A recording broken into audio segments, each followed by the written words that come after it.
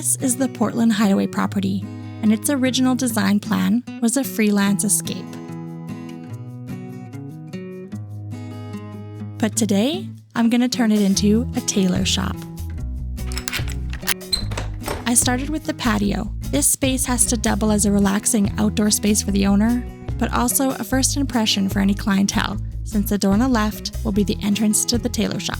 After changing the decking to something that complements the heritage red siding, I of course began with a wind chime. It's the most important part, so I didn't want to forget it. And I used these short wall panels as shutters. And a bench provides seating for any customers, as the shop will be too small to have extra chairs in it, but it also gives the owner a place to enjoy a coffee or read a book. I tried to keep the decor and clutter simple because I didn't want to make the entrance too unwelcoming for the customers. A few lights to brighten up this small deck. I chose these wicker shades to bring out the lighter wood tones from the decking and to tie in with the bench. I also added a rug in red to draw the color down to the floor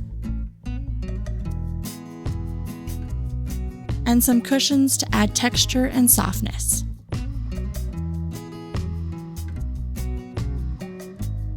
I added a stool that could be used for extra seating or as a little table. And then it was time to head inside. I imagined an older lady living here, maybe recently retired, with a passion for creating and a love of textiles. So I wanted to create a cozy little workshop for her to sew, mend, and design all sorts of clothes and blankets.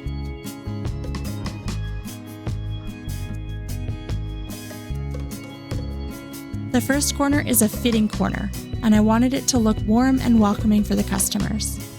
So I added some wooden slat paneling and a mirror.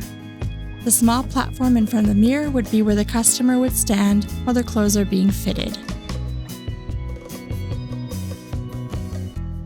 I also included a floor-to-ceiling storage unit for fabric. Across the room was just a little bit of extra storage and seating. I wanted to display some fabric, so I found this wooden ladder. But there aren't many fabric pieces to choose from, so I used towels and recolored them.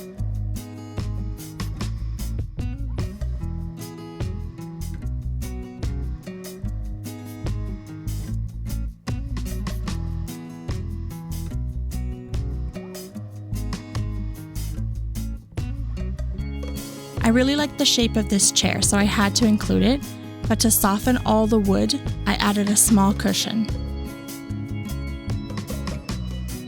And of course, a dress form is required in a tailor shop. This wall-mounted table was a good choice for the space because it takes up a little less room, but still feels like a full table. I added some extra storage and more towels as fabric.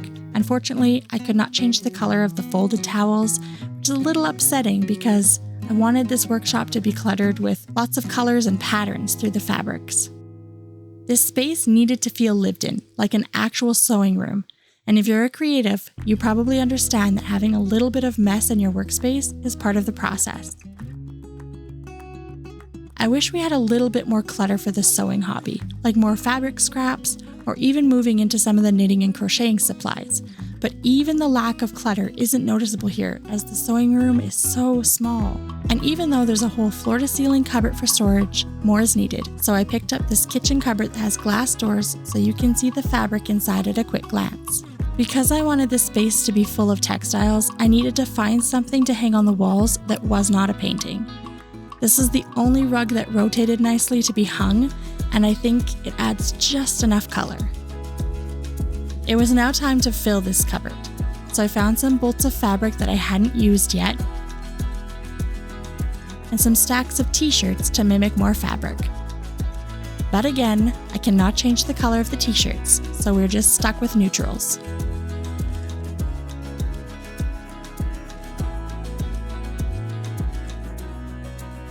Next, it was time to map out the main living space. I decided that I would have a washroom that the customers could access, but I didn't want them traipsing through the whole house to get to it. So I created a little entry hall and made the washroom the first door on the right. It means that I have to sacrifice some space from the main part of the house, but I don't mind the challenge of fitting things into a smaller space. In real life, I would not share my private bathroom with customers, but I figured that the tailor would probably only have a handful of customers a day, and most of them would be regulars, so it would be fine. I chose an off-white tile to make the space feel a little larger, and I just stuck to the basics. If a bathroom has to be shared, you don't want a ton of personal belongings in there. A small shelf adds a little decor and allows for some storage. It was difficult restraining myself from cluttering this bathroom up with plants and towels and bottles, but if you're going to share a bathroom with others, then it has to be the bare necessities. I also just realized that I did not tile the floor of this bathroom, which you would definitely want to do. Whoops. I was a little excited about fitting the main part of the living space, and I completely forgot. A mirror and some final bathroom essentials, and it was finally time to start the actual house. Did you guys know that you can change the material and color of the doors? I did not, and honestly, I think that changing these doors to wood helped so much. Also, you can rotate the grain so it looks a little more realistic. I wanted this hallway to be a cozy entrance for the house, but I also needed it to feel business-like since it's going to be seen by the customers who are using the washroom. Now we can finally take a look at the main living space. Before I did anything else, I had to put in a loft for the bedroom. It does bother me that I had to chop up this window, especially since this window is the window at the front of the house, but it works out all right in the end. I fit the loft with the stairs, and then I could start decorating the bedroom. It's such a small space, so I opted for a bed, my favorite tiny nightstand, some lamps, and a plant.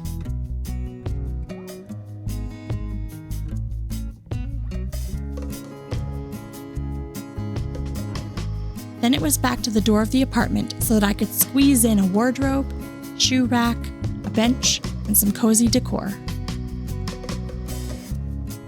I still wanted to show the love of textiles that I imagined the owner of this shop having, so I tried to bring in some fabrics and colors.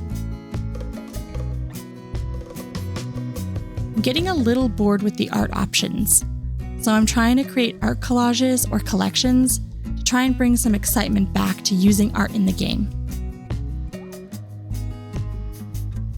Now it's time to create a small, simple kitchen.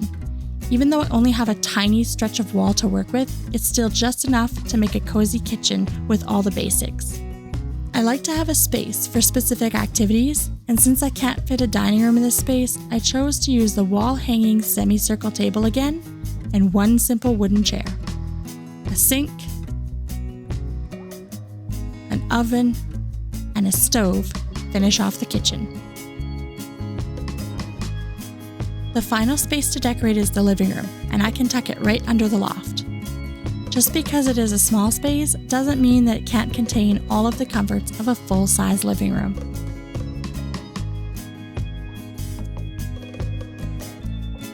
I wanted a warm glow in this room, so I went with these lanterns and wall sconces.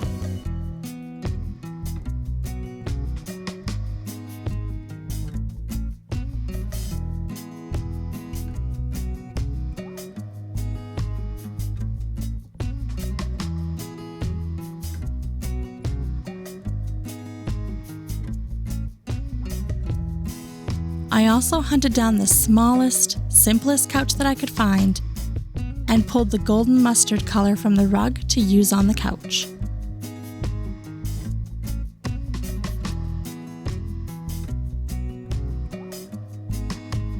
And with that, the build was complete. I took a building that was meant for a freelancer to escape corporate life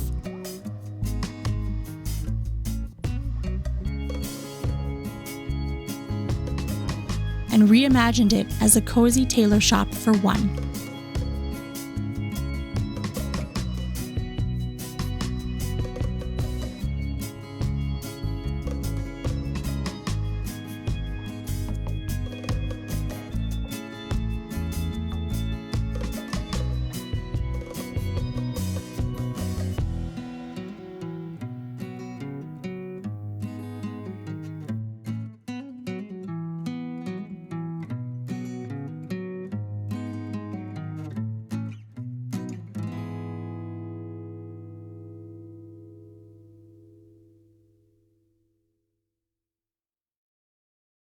What do you think? Would you move in here?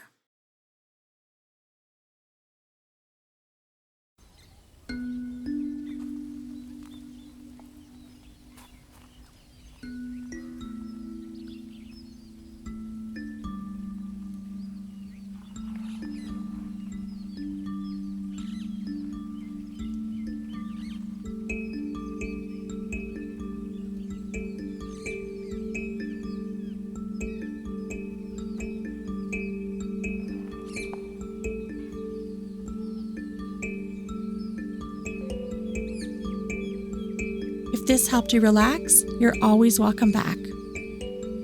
This is a video that YouTube thinks you might want to watch next, and this is a playlist that I think you'll like too.